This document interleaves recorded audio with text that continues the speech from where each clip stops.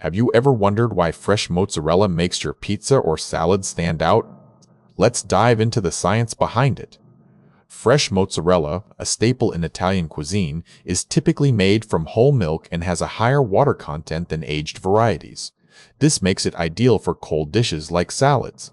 Whole milk mozzarella, such as Galbani low-moisture variety, offers a cleaner and milder flavor. It's popular for its ease of use in homemade pizzas. Freshly grated mozzarella is key to better pizza at home, melting smoothly and adding a creamy texture that pre-shredded varieties often lack. Low moisture content in fresh mozzarella allows it to retain its shape better under heat, making it perfect for melting without becoming overly watery on pizzas.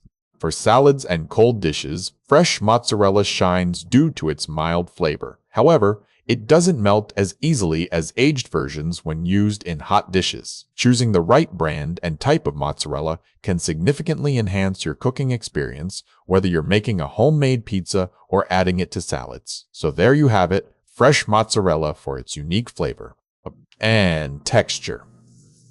What's your favorite way to use fresh mozzarella? Share in the comments.